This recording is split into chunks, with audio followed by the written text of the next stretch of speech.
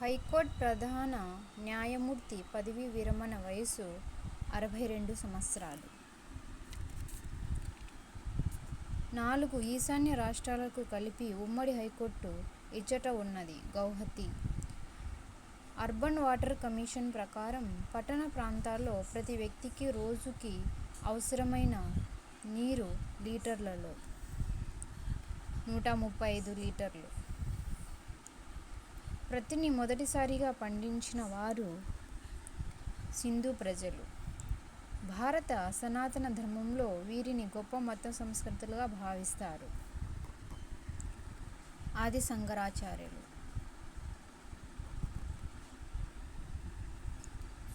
గోదావరి నదీ తీరంలో ఉన్న మహాజనపదం అస్మక. సాంచి స్తూపం ఇక్కడ కలదు. మధ్యప్రదేశ్. ఆర్థిక సరళీకరణ ప్రారంభమైన సంవత్సరం 1991. మానసిక చలనాత్మక రంగంపై కృషి చేసిన వారు ఎలిజబెత్ సింప్సన్, ఆర్.హెచ్.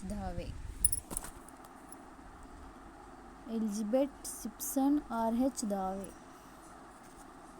ఈ విషయంలో ఉపాధ్యాయుడు విద్యార్థిని ప్రోత్సహించకూడదు. ఆధారపడే స్వభావం.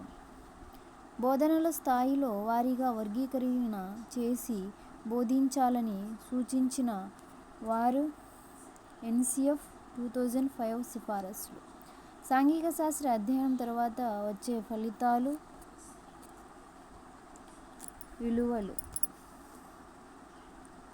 సాంఘిక శాస్త్ర అధ్యయనంలో భాగంగా ఆర్థిక శాస్త్రాన్ని చేర్చాలని సిఫారసు చేసిన కమిటీ ఈశ్వరీభాయ్ పటేల్ కమిటీ.